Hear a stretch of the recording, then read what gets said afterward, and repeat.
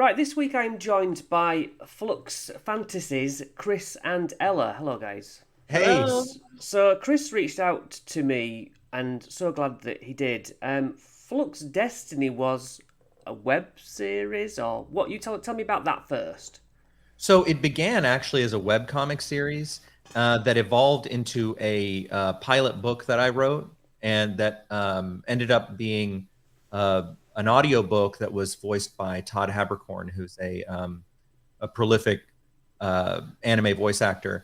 And it hit, the top 150 of Audible originals. It had done really well. It was kind of my pilot project to test the concept of this universe. And with that, I went off and spent several years developing the universe itself.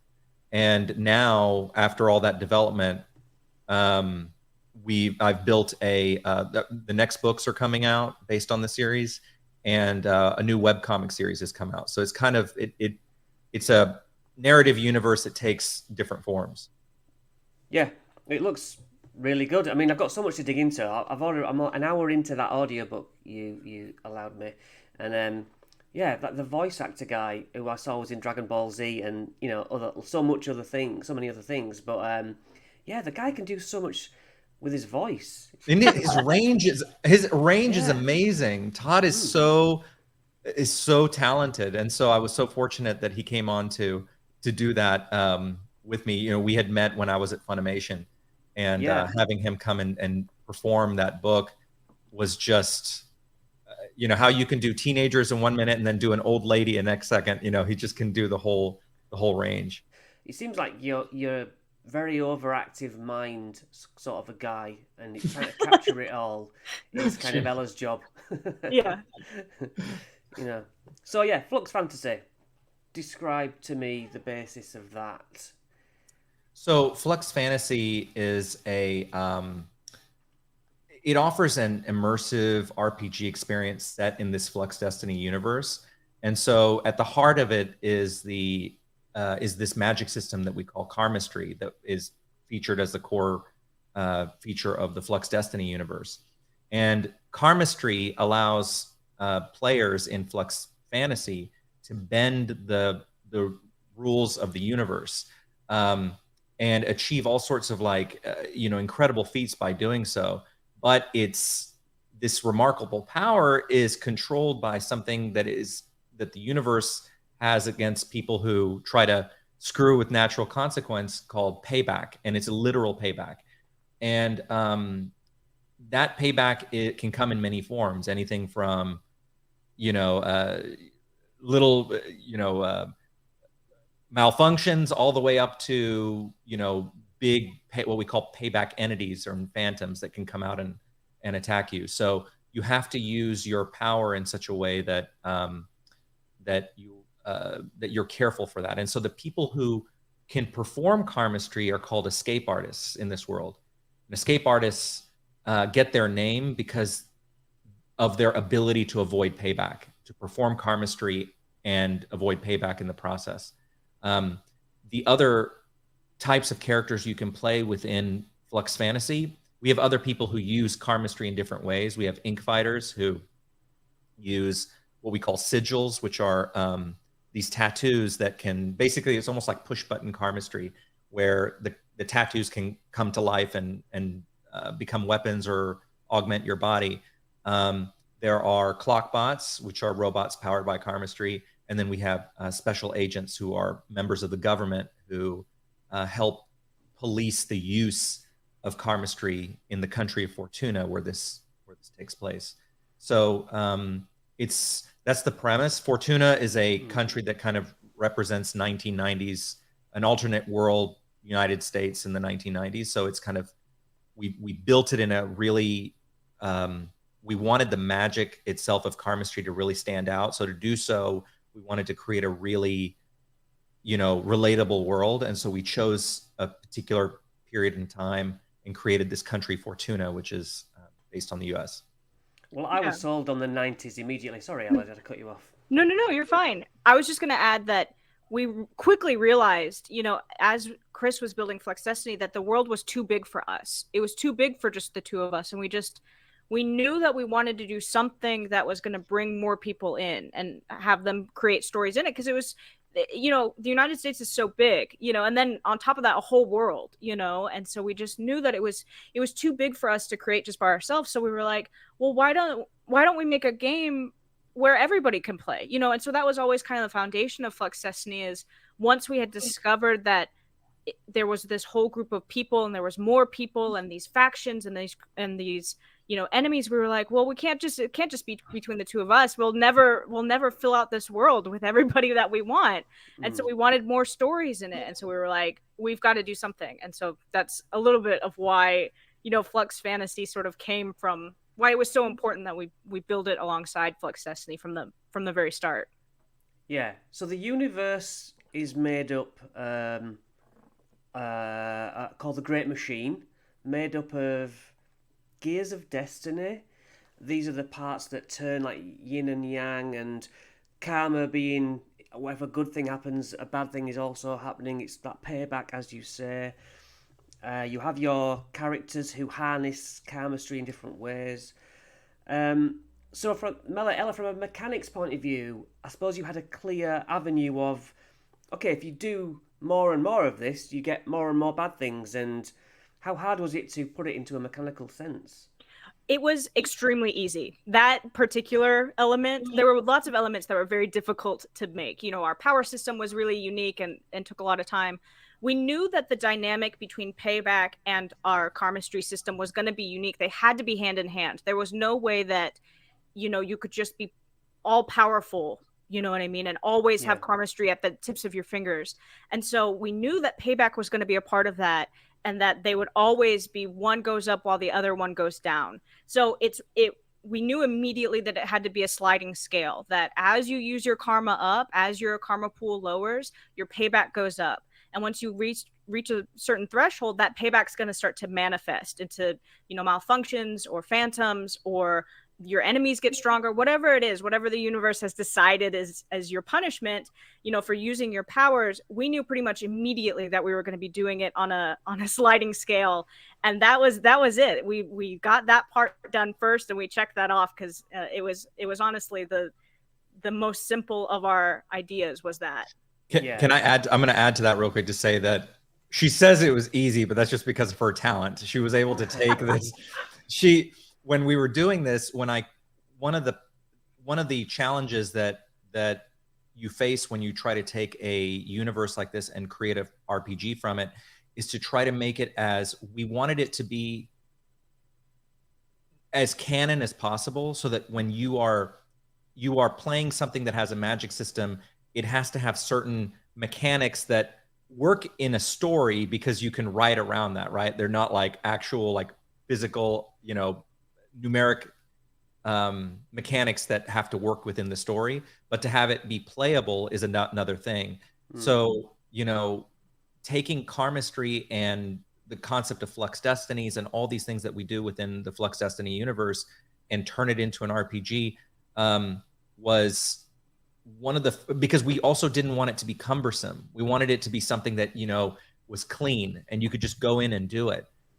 So I think Ella did a really amazing job with that. That was, she says it was easy, but it was actually a lot of work. That part, just the dynamic between. Oh, okay. Okay. I was going to say it was a lot of work. The rest of it was obviously, it was very difficult to do, but specifically dealing with, you know, the function, our most unique part, which is the balance between Karmastry and Payback was as simple as one goes That's up. True, because it reflects what happens in the universe too, right? That was an easy thing to translate over, because in Flux Destiny, that's exactly what happens, is that the more karma you channel to perform Karmastry, and the more complex Karmastry you create, the bigger your payback is going to be.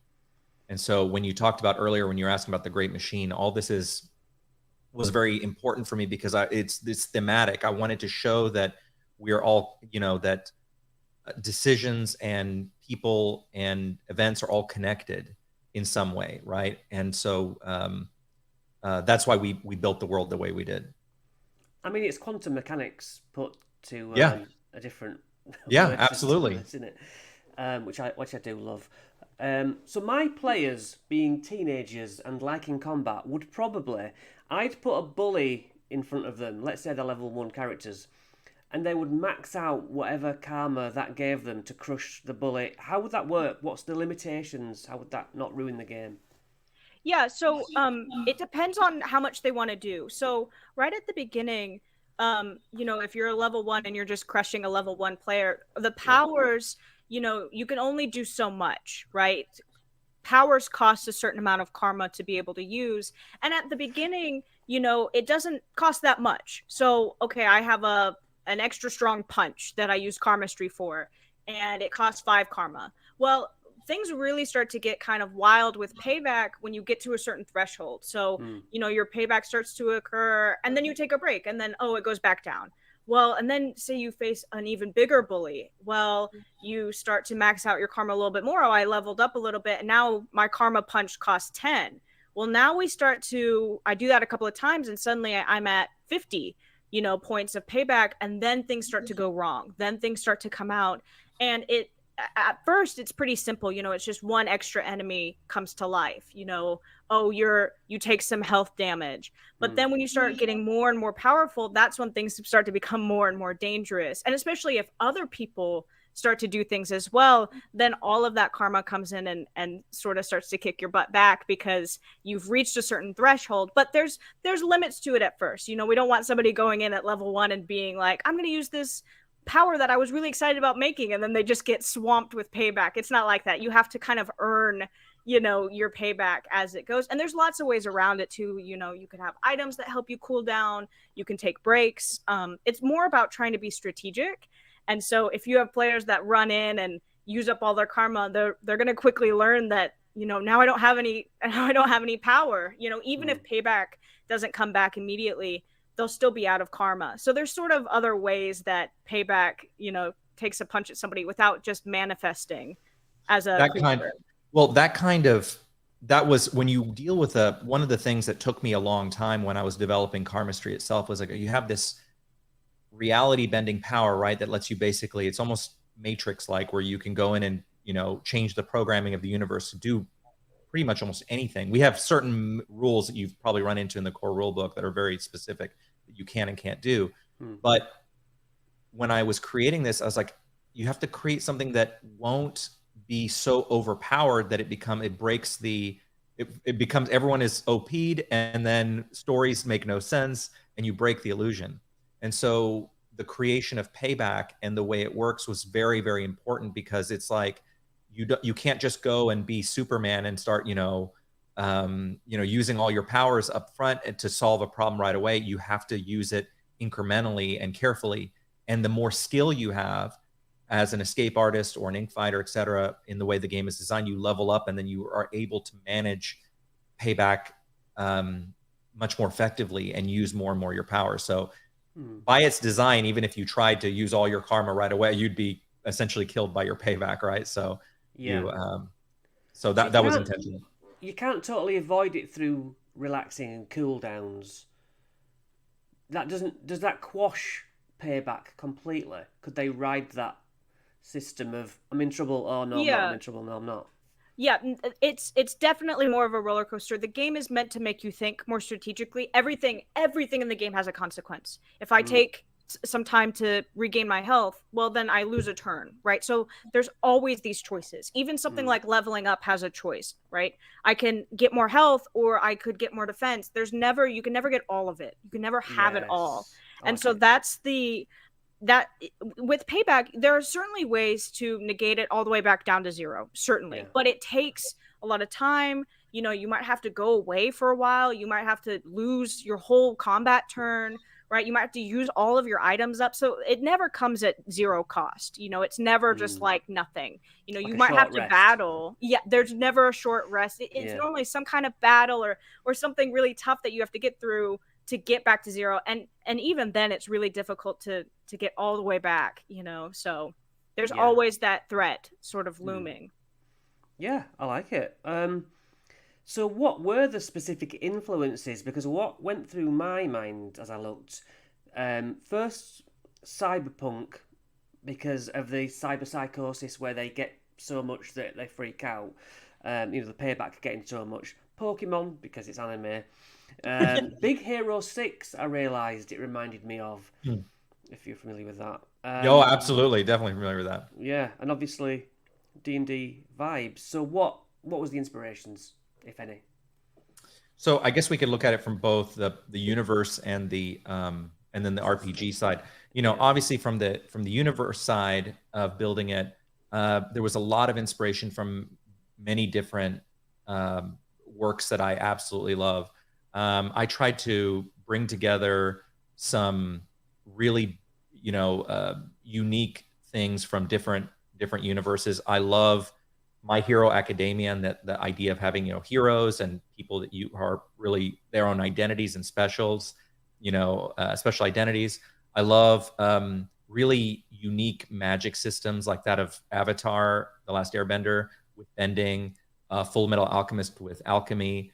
They all have their own magic systems that work a certain way, and I always love that, and they're thematic, which I really love. So that was another thing that worked for me.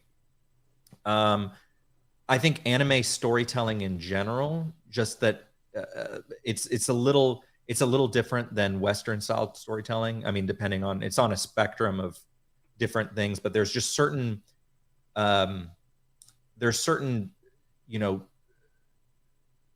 difficult topics and things that are covered in anime that often aren't covered in Western style animation projects, for example, that I wanted to kind of capture in the storytelling in here. So, I would say those are from the universe side. Those are some major influences and into what I do. Yeah. Ella, maybe you So want to talk about the RPG side. I don't know. Yeah, I mean, from the RPG side, I would say, in the most rudimentary sense, something like Star Wars, where you have sort of light and dark sides, and you have your choices have consequences. There's lots of games that have karma meters. You do a good thing, you get good points in the village or whatever you go into, and so we want to do a lot of that. But the thing is with our game is that there's not necessarily a light and dark side. There's always sort of this gray. You could do something really good, and you still end up having negative karma because, well, that person was a bank robber or something, and you just don't know, and the universe doesn't see it as like good and bad. It just sort of sees it as positive and negative, and it needs both, you know what I mean? It needs both to continue and run. And so when we looked at the game, we didn't want to make it like you have to be good all the time, you know what I mean? yeah. We want you to be a good Oh my gosh, yeah. person, so we had to look into systems in which you gained bonuses and you gained insight and things, even if you were good or bad. And by good or bad, I mean doing positive or negative things, so we couldn't just make it a game where everybody was a hero all the time, because that's not how life works, and that's not how the Flux Destiny works. And so we wanted to make sure that we found some inspirations and some mechanics that worked well with that. I'm so glad she said that, because it's really, at first blush, it's very easy to suddenly say, oh, this has some morality, but it's not. It's completely not morality based. And that's actually one thing that we have within our internal. It's actually, when you mentioned yin and yang earlier, positive and negative karma in our world, while they are influenced by certain, behaviors and things, obviously, if you go kill someone, you're going to get negative karma for that, right? It's the reality of the universe that you can't have a one-sided coin, right? You have both sides. I was influenced a lot by the works of like Alan Watts, for example, who's one of my favorite philosophers, who talks a lot about that, about the you have both, right? And so we wanted to make it very clear that this wasn't a morality system, in the way that we built it. It's just instead of morality, it's reality. Is the way I look at it, right? But what about if my players are so negative sided that they think they get paid back with positivity because it got to be the opposite? How's that worked? It comes in the consequences of the game. So if, say, for example, your players like to steal, they're little thieves, they like to steal stuff, and they'll get negative karma for that. Well, consequences in the real life will still come back to get them. So they might get a bonus for having a lot of negative karma. You know, now they get to do cool stuff because the universe is rewarding them for, you know, getting all of these negative karma points. But that shopkeeper is now gonna like go and beat them up. You know what I mean? So the reality is that there's still consequences for your actions. You know, there's still things. It's sort of just about the way that you decide to make choices and make decisions, you know, in a more selfish way, or maybe a more positive way. You know, it sort of just depends on who you're around. You know, maybe nobody's around and maybe thieving's okay, you know, and you're doing it for what you think is a good reason. You know, we want it to be character based, not necessarily player based. I think a lot of people in video games, it's really easy just to be like, well, I'm going to be a thief because it's like, it's no big deal. And in RPGs, when we're a team, that means a lot more. You know, if I'm going to be a thief and you don't want me to be a thief, that's going to cause some, you know, character tension. And so when we look at the game, it has to be character based. You know, there has to be a reason that you're stealing or a reason you're doing something good. You can't just do something good because you know it's going to get you a reward, because sometimes it's not. You know, it's not always cut and dry like that. Well, that's why we have, and there's a distinction between the karma itself, the energy source in this RPG and in this universe that's used to create, you know, to perform Karmastry, and your karmic alignment, which is another system within this universe that we call karmic alignment points. And the GM can assign karmic alignment points. So for example, if you're playing a game, the GM, based on the kind of things you do, let's say you save a cat, you know, from falling off a cliff or something, you know, the GM can decide to give you positive what we call caps, karmic alignment points, for doing that. And there's a little mini system in there that you can align yourself one way or another with your and you can be mixed. It can be morally gray. You can be someone who's got a mix of karmic alignment points. You can either be, or you can be just like absolutely like, what do we call them? The bringer of light, the hero of light is like, and then, or you could be, you know, the bringer of chaos, right? In that case. So, the ability to do that is something that helps you create richer characters, because I'm of the viewpoint, and one of the reasons, I'm not sure if you ran into this yet in the core rule book, but we have like in the back a whole appendix about the national Karmastry laws that are in Fortuna. And all these things were created because I feel, having produced movies and books all these years, the best kind of stories are the ones where you have hurdles that the characters have to work through, right? And so when we create these laws, they are meant to be tools to help the players have really complicated complex issues that they have to deal with in the story. That like, oh, will you run afoul of this particular law, or this particular thing is outlawed, you can't use Karmastry for this. It doesn't mean they can't do it. It just means there will be consequences in the game if the GM runs it from that standpoint, right? That these are meant to be story enhancing elements that we've added to the RPG. Yeah, I did make it to the end of the book, and I got the card at the end. Oh, you got your card? Yay, yeah. Congratulations. Yeah. I drew that card. So. Yeah. Well, I mean, we haven't really said, but your animation, the way you draw, is intensely satisfying. And you do a lot of how to draw like you share that on your YouTube channel and online. I mean, a lot of people I went to school with, that anime was the first kind of, more manga, I suppose, was the first thing you'd see them drawing, and they either could do it or they couldn't. You know, either looks really cool or you just can't do it. And I'm so envious. I could never draw like that, and always wanted to. You know, I wanted to be a cartoonist when I was about 8. Oh, but did you? All I was doing was copying the cartoons out of the newspapers. And, you know, grandparents would say, oh, yeah, that's brilliant. But when I actually tried to do something myself, I crashed and burned. Oh, well, I always say that it's funny you say that. I don't want to derail this, but I just want to say this, that you were on the right path, because a lot of people learn first by copying other works and they learn, like when I first started, you know, I was a child of the 80s and 90s. And so when I was first learning, I loved like Mega Man, for example, was one of my favorite video games as a kid. And I used to take the little instruction books, and my mom would take them to the doctor's office that she worked at, and she would put them on the copy machine and blow them up for me, right? Because at the time, and that was a big deal because we didn't have scanners and stuff back then. So it was like she would bring home these giant blow ups of the instruction books, and then I would take graph paper and trace over them. And I learned by doing that. You learn by learning from others. And anyways, I would say that you were on the right path. Actually. Yeah, it used to be things like Garfield the cat, you see, and I'd look at how they did the claw and how the fingers overlapped, and you're like, oh yeah, that is how you draw fingers overlapping without it looking rubbish. Yeah, I don't know what you mean. So, a Flux Destiny is a creation. It's a pocket dimension. Fill me in on exactly what it is. I don't think I quite grasp what they're used for. Are they, do you go inside them? Yeah, absolutely. So, the Flux Destiny, which is what the series is named after, it's probably the ultimate thing that you can do with Karmastry is that you can create basically these pop-up worlds or locations using Karmastry.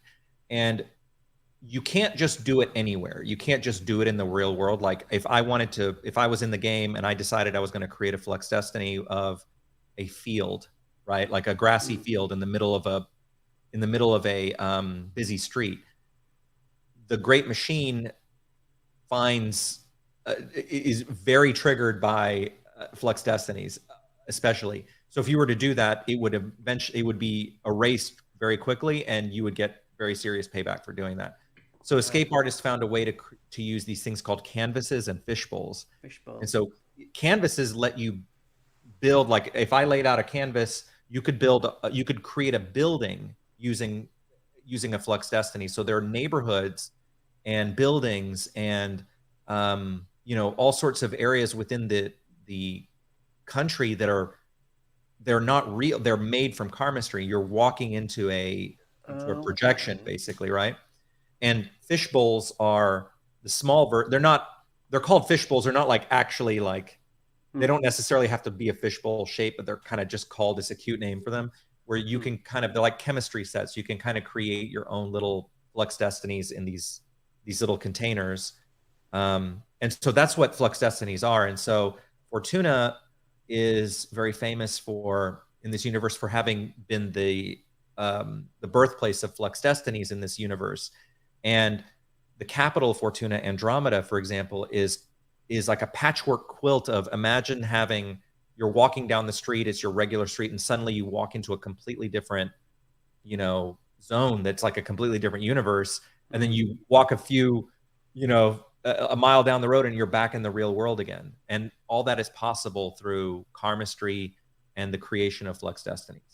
And they stay permanently there. Sorry, Al, I did it. Yeah, no, exactly. You took the words right out of my mouth. They're permanent because you build them on canvases, and so they're harder to produce. They take a lot of karma, and so most Flux Destinies are like hooked into these big batteries and things, and like karma is constantly going into them, and they're like, you walk into them and you could go underwater, you know what I mean? And the rules of reality are bent, and they're changed, and they're important because what's really cool about Flux Destinies is that when you go into them, you don't get any payback when you use Karmastry inside these Flux Destinies. And so you could train and use karma all you want. And so people are now outside of sort of the watchful eye of the Great Machine, you know what I mean? And so it's a big deal for people to go in and completely now bend the rules of reality. Obviously there's limits on canvases. Like they can't just go on forever. You know what I mean? You have to have some dimensional space to them. They're kind of like cubes or whatever shape you make them in.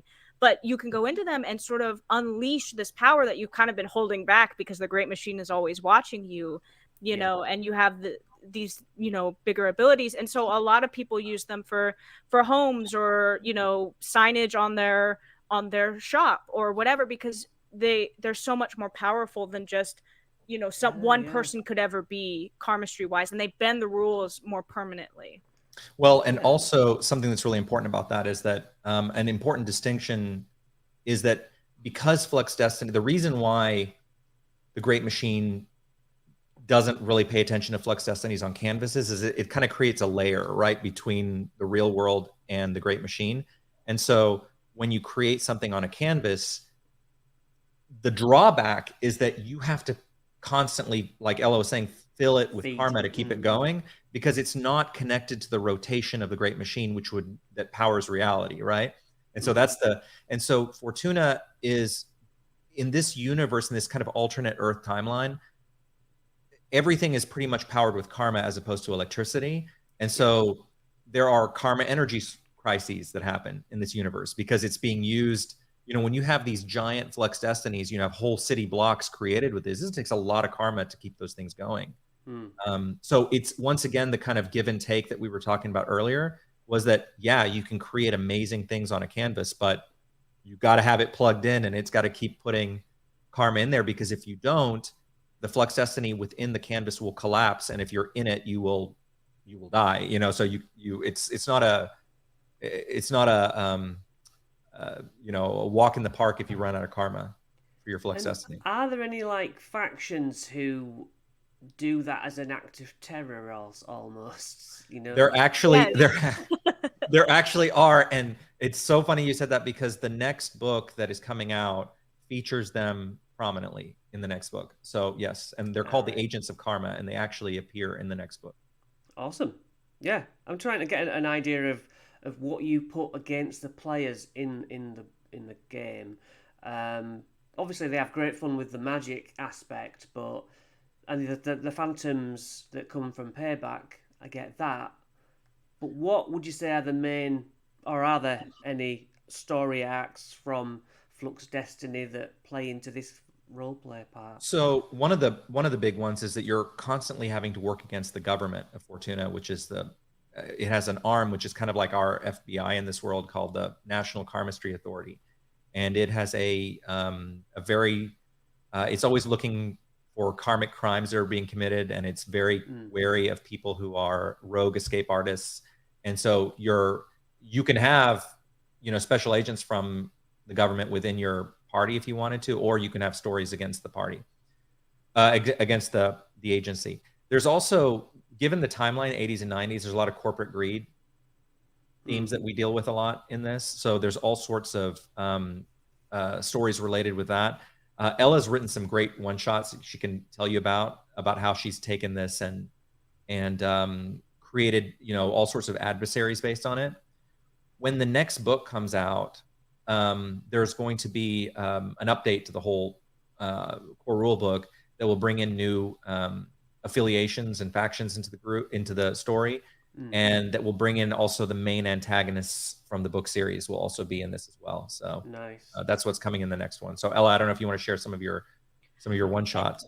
Yeah, exactly. We deal constantly with several things. One of them being players' own ambitions, is a really big one. Escape artists, and these people who use Karmastry, it's not that everybody can use Karmastry, but not everybody has the skill, right? And so there are people who are very famous, for doing what they do. And so we often deal with characters who want to become very great, very powerful, very well known, in our universe. And that takes a lot of toll, on people around them, against people who are already at the top, who don't want to leave the top. And so we deal with a lot of ambition, but then we also deal with a number of people who are very greedy. They hoard their karma. They want to steal gold or Tauruses. They want to steal canvas pieces. They want to, rule over a certain group of people. And we've got, like most things, wars are happening. There's energy crisis. There's all kinds of stuff that people are dealing with just in general in real life. And then you've got these other sort of tiny, what feel very tiny, like little squabbles between people that turn into this big thing, because it's like, because you have now so much power, there's something so different about me getting in a fight with somebody down the street and then me getting in a fight with somebody down the street when I suddenly have an atomic bomb, at the end of my fingers. So there's a lot of danger in living in this world and a lot of beauty, you know what I mean? And so there's constantly this, this grapple for, what is left to do, because when you go into a world where you can do anything, you have to think, what's left? How do I make my mark? How can I be great like the people before me who created Flux Destinies. How am I supposed to live up to that? And so there's a lot of stories that revolve around character decisions like that, and a lot of small stuff too, like, you know, somebody, you know, wants to blow up this building and you're inside of it. You know what I mean? And so there's a lot of smaller stuff, but then there's bigger things too, of course. So well, and there's also the different classes of people within that you can play. Like escape artists, they're designed to be almost like paper, rock, scissors in a sort of way where everyone is kind of like, they're already, like, for example, escape artists and ink fighters don't like each other. Culturally, they don't like each other because escape artists see ink fighters as kind of lazy, that they use sigils instead of actually performing Karmastry themselves. And ink fighters think that escape artists are really arrogant. And then you have, obviously, the special agents who are constantly breathing down the neck of escape artists. So you have this like circle of, you know, chasing each other. So when you really cool groups to make and really cool stories to make is when you actually mix the different player types together, because then you have these conflicting motivations with your characters that create all sorts of fun conflicts that you have to resolve. Obviously, you don't have to make every story super serious like that, but if you wanted to, you could really throw all these things together and have some great campaigns with that. And then there's the clock bots. Do they run off karma? They do. That's what makes clockbots different than robots in this world, is that they run off karma, and and certain types can perform Karmastry. In this world, the use of the torus, which is the circular like golden ring that is required to perform Karmastry. You find toruses all over. You know, they're anywhere from, like, our main character Hugo, who's in the main story, who's the main character. He's got this giant golden torus he wears on his chest that he needs to perform his type of Karmastry, which is called clockwork Karmastry. All the way down to, like, VCRs in this world have little karma capacitors, which are basically tiny toruses within them. So everything is powered using a torus, which is symbolic of the cycle of karma. That's why we go with the circle. Yeah, I get you. So I went to the back of the book by looking through it and found the GM part, which had the tutorial Lunar Showdown. Really good idea, that how you put you know, areas where they can try all the different abilities out a fight, and you know, those like glass shattering part with the karma, and yeah, it's really good. I really liked that. Well done. Thank you so much. That was her handiwork. That was her handiwork. She did a really, what I loved about that, I'll let her talk, but I got to say this because I got to sing her praises on this, because what was so fun was that I want you to feel when you're playing this RPG that you are in an episode of a show. Yeah. Right. And I felt like when she wrote that one shot for the tutorial game, that it felt like an episode, you know, and she accomplished it with that. But I'll let you elaborate more, Ella, but I was just so proud of her for doing that. I'm so grateful that you like it. I often find that when I open a new RPG, I don't know what to do, you know, and I've read a lot of RPGs and I've run a lot of games, and I've written RPGs, and so we wanted it to feel like a situation where we didn't want it to be some kind of crazy world ending, here's your first game, you know, go save the world, and we didn't want it to be like that. But we wanted a place where players could go have fun and learn how to play it, because it's to us it's not complicated, but somebody opening it up, you know what I mean, and looking at it and seeing all the different stuff that you can do, it could certainly be overwhelming. And so we wanted to make a story. We didn't want it to just be lame and be like, this is how you do karma, you know, but we wanted it to have an actual story while still being helpful, like in a real way. Yeah, like the quick guide at the end, like boiling down the rules. I was like, that's good, because obviously I read through the core rule book, but how much of it sank into my brain is questionable. And when it got to all the different characters, I'm like, yeah, this is, you know, you can choose from this, this, and this, and then the stats didn't mean a whole lot the first time. Obviously, it's all new to me, but then getting through to the back bit and having it refreshed was like, yes. I didn't think that was that, but now I get it. Yeah. Or I did think that was that, so I get it. That was good. And then there was little mini games even in the back. Another great touch. Oh, Uh, thank you. Well, touching on your comment about the rules, it's funny because when you said that, after we released the beta of this and we kind of got the feedback from it, we realized that there's so much lore, and even though the mechanics are relatively simple, there's a lot to read, right? So we decided in this next version that's releasing in a couple weeks, there's going to be a version of that quick start guide at the very beginning of the book, mhm. and that you could start up a game really quickly just by reading 5 pages, basically. And then Yeah. all the additional, the rest of the book is all there to support you with more lore and more depth in the mechanics. And so I'm so glad that you enjoyed the summary in toward the back.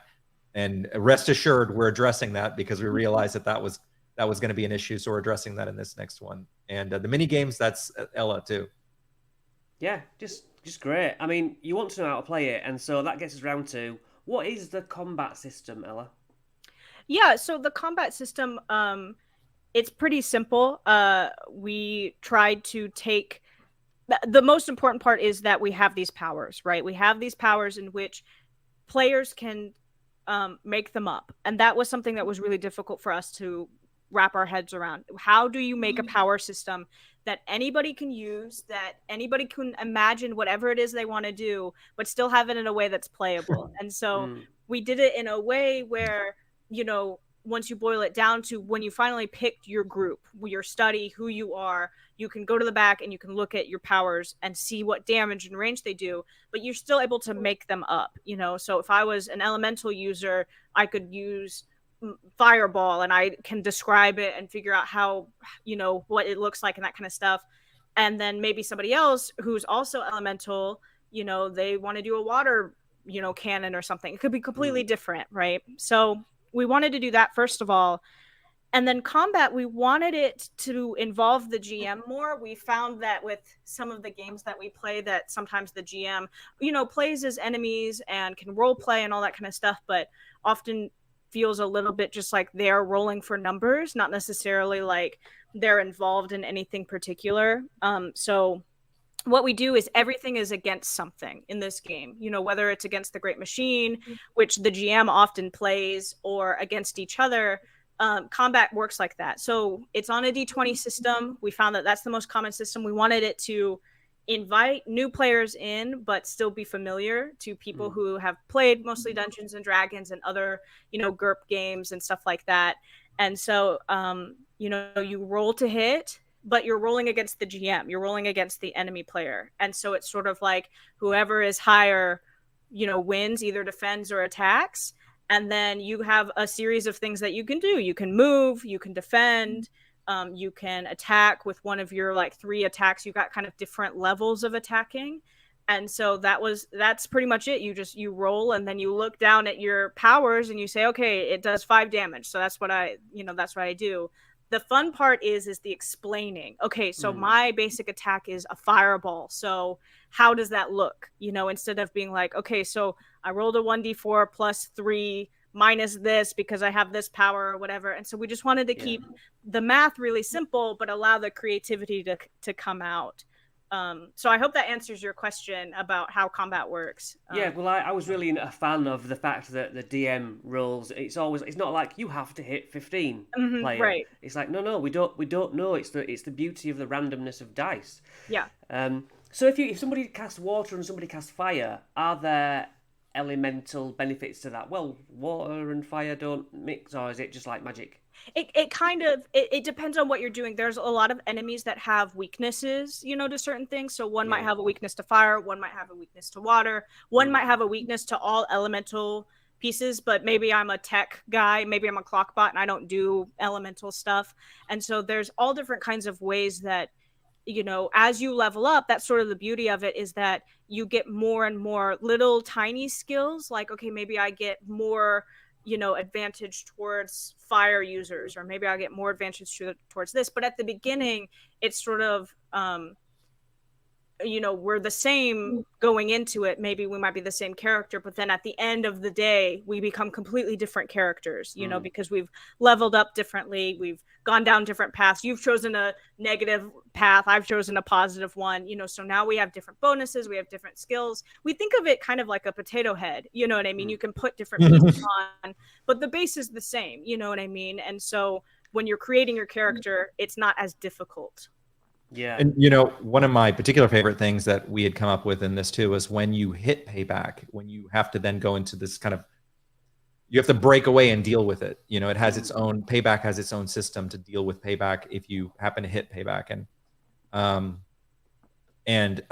You know, I think that particular part is fun too, because often, just to add to all this, and this, you didn't ask this, but I wanted to mention, is that you can implement payback. You can do, for example, if you wanted to be really dramatic, you could sacrifice your character and perform a giant feat of Karmastry to save your party or to accomplish some major feat, but knowing that you will, you know, perish at payback. And there's a good chance you will. There's a payback roll that you have to go through against the GM, but you know, we, like she said, we wanted the GM's participation to be more chance-based too in that process too, not only being involved more closely with it, but you know, that nothing is predetermined. You just don't know what'll happen with it. You could be the most skilled player in the world and be level 100, and you could still roll to hit and lose. You know what I mean? And that's sort of it was funny that's the way that it works. The other day we were doing an actual play to demonstrate how payback, a fight against payback, and I was playing as I had a rare moment where I got to play as Hugo, the main character. And I don't often get to do that because Ella doesn't want me to screw with the timeline of things. And, you know, so we had this little moment that I got to play him. And what was so funny was that Hugo is, you know, the way he was playing within this game, because of the way the roles were turning out, was really bad. Like, he was performing very poorly in this game, which is not, for him to, for example, fight a very little payback phantom is nothing, right? Because he's not inexperienced with it. But he kept having these moments of just like, you know, first grader kind of mistakes that he was doing. And it was really funny. And it got to the point, it added to the story because Hugo started doing things like throwing his shoes and all sorts of stuff that at the very end, we got lucky because the story ended thanks to the dice rolls.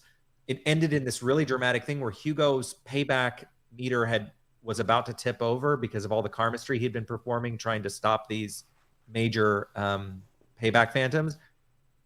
I think he was on an edge of a cliff, him and the payback entity, and I had to roll for Hugo, and had it gone wrong, Hugo would have died as a character. But instead, just by, you know, the way things work, he rolled, I think, a perfect 20. He rolled zero. A 20, and the payback creature rolled a 1. And so we were like... Yeah.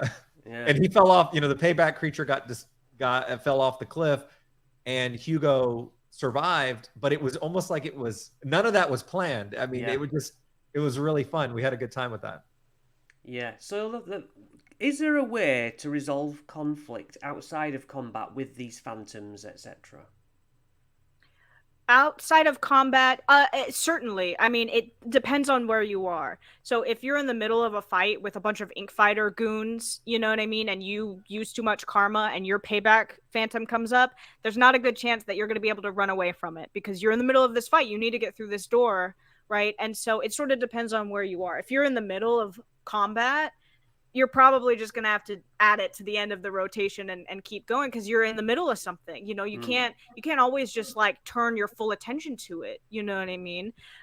In other senses, it depends on where it is. You know, if you're in a locked room and you use Karmastry to try to bust through this door and it doesn't work out and a payback monster pops up, you're probably going to have to fight it or at least get far enough away from it. You know, eventually they do leave you alone.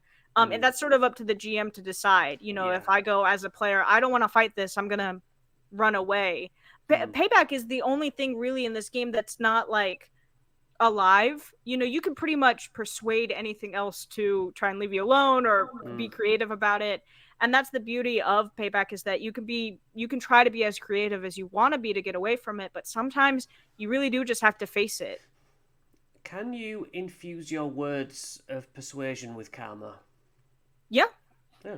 Certainly. It's again, it's one of those things where it kind of depends. You could use Karmastry to change your appearance to be prettier, or maybe more attractive to the person you're talking about, or to give them something that they really like. And if you infuse that with karma, maybe it smells really good, you know what I mean, or something. And so it's not necessarily like a magic, like casting magic on your words and that changes their brain. It's more like the things that you can do outwardly, that can help you. So have you had player feedback yet? Yeah, we have had player feedback. We've played a couple of games with people, and then we've had some other GMs play themselves. There are lots of things that they really, really like about the game. As of now, we haven't heard any like terribly negative, you need to tear this down, sort of feedback. We've only had, we're very lucky. We've had some people that we really like look at it and give us some suggestions. But it's been very small, like, hey, I think this table could look better. You know what I mean? And we're like, oh, okay, we'll change the look of that table. There hasn't really been anything that player wise that they really dislike. They just want more. We put it out, and now we're scrambling furiously to get more stories out because they keep bugging us. They're like, can we play again? And I'm like, I don't have anything yet. We have to keep making it. So what sort of interactions do you envision between the players and the GM? Just a lot of, can I do this, or is it, I mean, you just seem to be a very much a conversation between the two, rather than, well, when you do this, this happens. The vagueness. Exactly. We want this to be a place. We wanted this to be a place for somebody who is a GM. We want them to be also able to come into this game and learn how to be a GM. There's not a lot of games that teach you how to be a good GM. And so when we make the stories that we're putting out, we do it in a way where a lot of it is written. And that's not in a way that's like a controlling, we want you to play our stories sort of way. But it's a way that we go, hey, if you want to learn how to be a GM, here's a story. Here's some dialogue that this character might say. Here's what this character might sound like. You know what I mean? Here's how you would interact in this sort of situation. And so when we wrote it like that, we really hope that the GM goes into it without having to like think about a lot of prep, think about a lot of stuff. And obviously, if a GM is going to do that, they're going to do that anyway. They're going to tear apart the book and they're going to do it. So the way that we write the stories is primarily from the GM's point of view. How can we help them create a better story? How can we give them dialogue choices or narrative choices that will help them tell a story better? Because the players are going to just be players. They're there to have fun. The GM is putting in a lot of work, and so we wanted it to be much easier for them. And we wanted to give them characters. I'm sure there's lots of RPGs that have characters, but there's a lot of instances that we give the GM something to think about or look forward to, or, hey, if this happens, you're going to want to do this, or this surprise is going to happen, and give them some agency when playing, because we wanted them to feel like a part of the game as much as the players are, because sometimes it can get boring. All the players are like talking, and you don't get to be involved. And so we wanted them to feel like there's always something that they can be doing. And sort of like they're a part of the group. We talk about that a lot in the book. Like, you guys are working together. It's not GM, the front of the table, everybody else. You're telling a story in a collaborative way. Yeah. So, guys, with the making of this, and this goes to both of you, is there anything you would have done differently along the way? Any regrets of sorts? There's some practical things that I think we would have done differently. It was, it's a tall order making this game. I think the rule book is about almost 300 pages. So it was a lot of work to do this. And it was Ella and I, working round the clock to put this thing together. And we had launched it in June. When it comes to the game itself, she and I were really proud with how it came out. I think what we would have done is we would have done differently. We would have had a quick start guide earlier. in the book, in the beta earlier, I think is one thing we would have done. I some of the practical stuff of actually making the book, we would have probably done differently. We took some different paths of making the book. There's so much text and formatting that I had to do. I personally laid out the book and did all that work. I think honestly, what I would love to, and a lot of the stuff that we would do differently really was depending on the release of the book. So the next book wasn't out yet, so we wanted to add more affiliations and things, but we didn't want to do that before the book came out. So it was one of those things where like, I wish we could have added more one-shots in there, but there was just only, that one shot was 10,000 words that she wrote. That's a lot. That's a fifth of a novel that she wrote just for that one shot.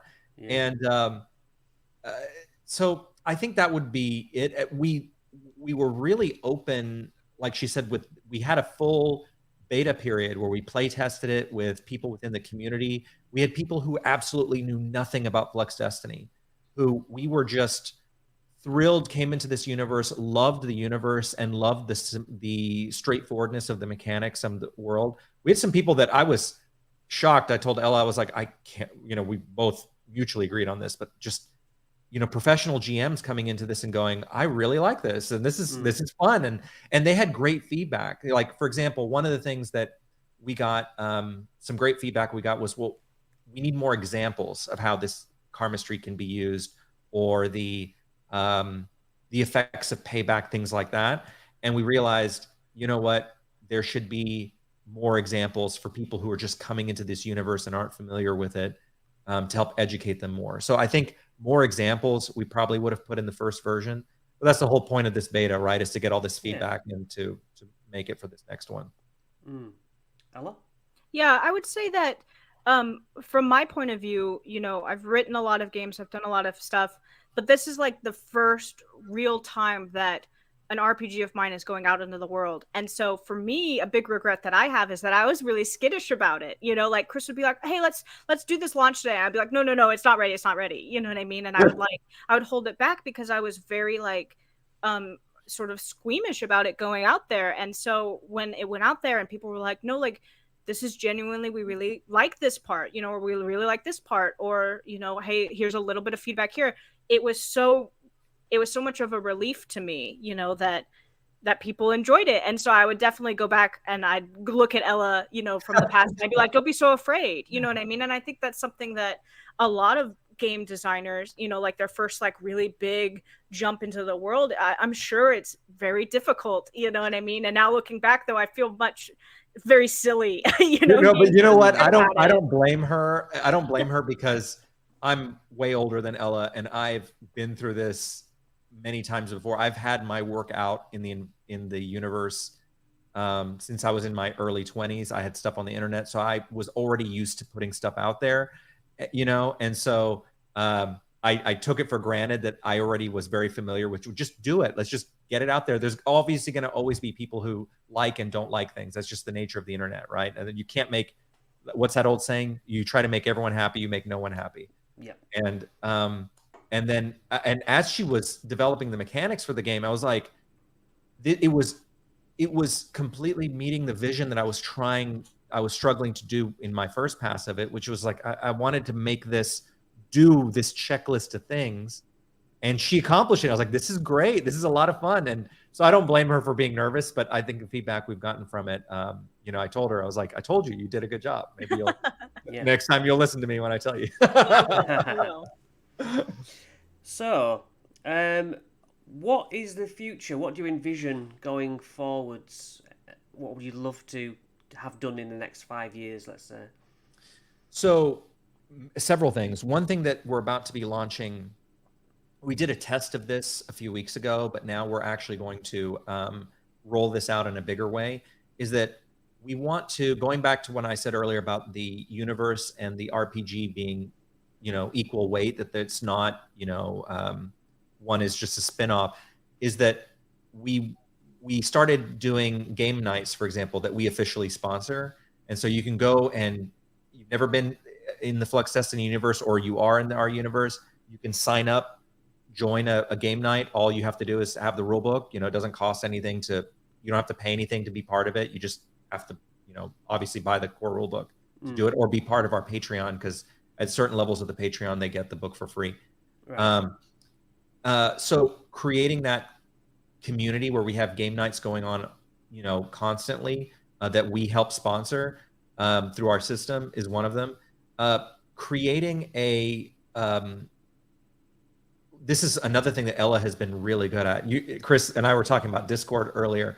You know, our Discord server is very active, and it's basically broken into two parts. We have like the Flux Destiny part, and then there's a whole section dedicated to Flux Fantasy that Ella runs, helping people like cultivate their OCs in this world and create characters that are that they're proud of and that are showcased, and doing workshops to help them create characters that fit really well in the universe. Creating all sorts of activities that keep people engaged, making friends, and having a good time. And at the end of the day, telling stories and having fun. That's the whole thing that we want to accomplish. So in the next several years, those things will be a regular occurrence. Those play nights. We have been releasing all sorts of content. The next book is going to be coming out soon, which is the first canonical entry, will be coming out soon. We just released a webcomic series that updates twice a week.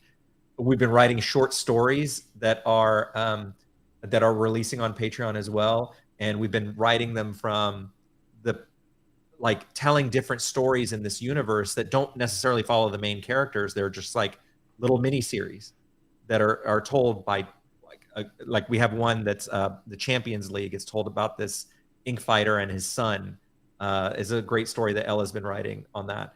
We've got another one about escape artists, about this band of escape artists who literally have a music band, a rock band.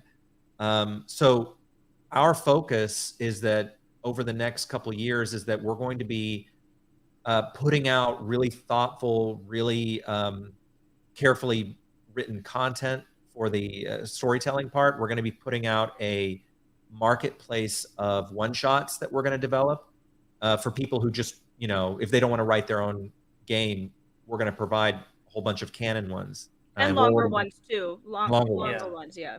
Not just one shots, but yeah. So the short, you know, make a long story short, it's engagement with the fans, bringing new fans in, and putting out as much official storytelling content as we can over the next couple of years.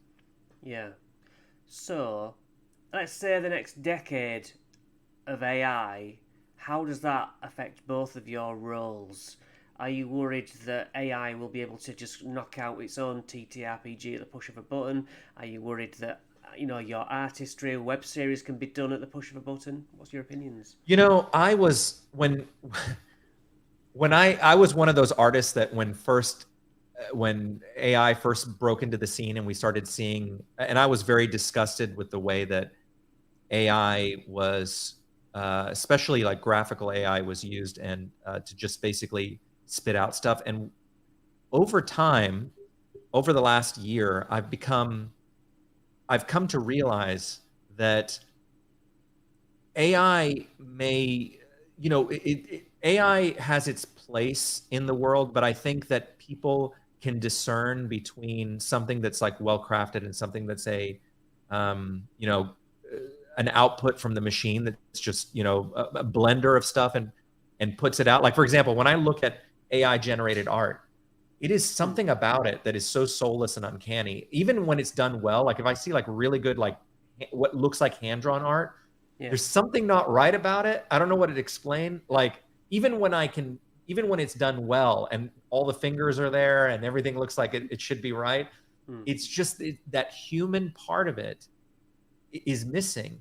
And we have been dedicated here to like these stories that we're writing. We write them ourselves. The art is all created ourselves. And I think that just like you have, you know, you have still to this day people who are clockmakers, right, who make amazing grandfather clocks and things like that. Those people have not been replaced by, you know, automation. There's actually, I think it's in the UK. I saw this great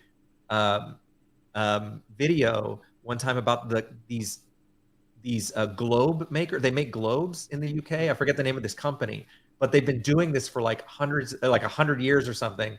And they've been like handcrafting globes, and they have a huge business around doing this. And there's still something about having human hands create something and the human mind that I think you just can't replace with AI. And so it's one of those things that we have to kind of accept as a reality for it. And I think AI, when properly used, can be a great tool to help humans in a number of different ways. But the last thing it should be doing is replacing creativity. I just think it's so like ridiculous that we have to have this argument with people who don't get it. But I'm not concerned. It's kind of like, at the end of the day, it's the themes that we talk about in Flux Destiny. It is what it is.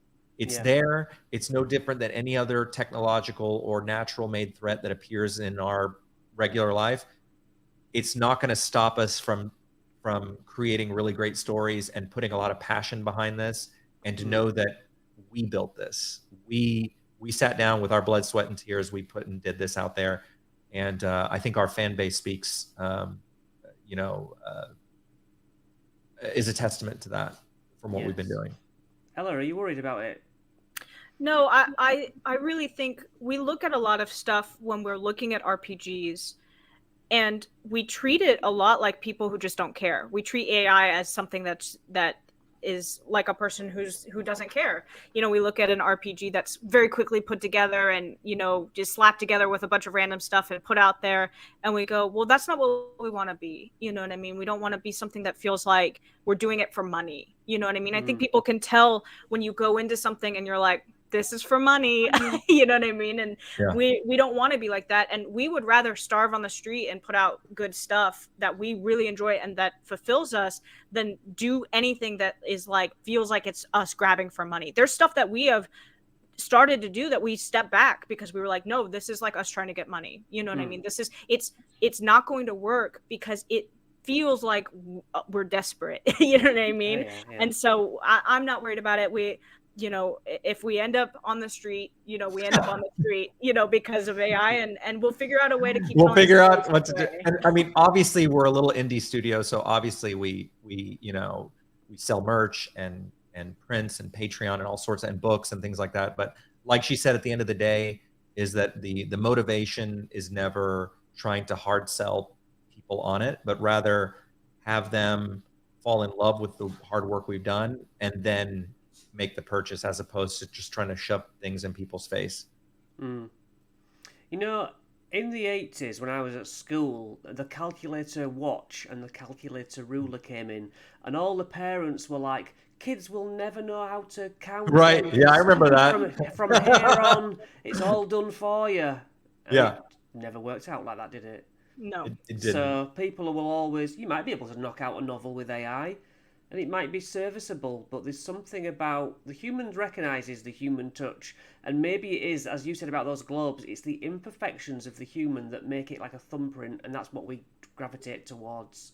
Absolutely, and I think that's really well put. You can just tell when something's just been regurgitated, from it, and so there's something about having, AI can't art direct, AI can't have a vision. It can only just spit out in instances what it simulates only. Yeah, it's not the same. So that heart and that vision carrying through is thanks to humans who have a vision for it, and we have a very, very clear, solid vision for what we want Flux Destiny and Flux Fantasy to be, and it's not something that AI could do authentically or consistently. Yeah. Well, guys, I will be happy to spread any more news about Flux Fantasy on here, and hopefully we'll have you on again to talk about future things. So thank you for joining me. Oh, no, thank you for having us. We really appreciate you having us for this interview, and thank you for all the work you do. And I was so excited when you reached back out to us when I emailed you. So we appreciate that a lot. And yeah, we'd be happy to come back anytime. We love making friends within the community. So yeah, we're not a one-stop. We always talk about this, but we're not like a one-stop shop. We want to reach out and stay friends and not just be like, thanks for interviewing us. See you later. We want to be friends, and we're so excited. So thank you so much.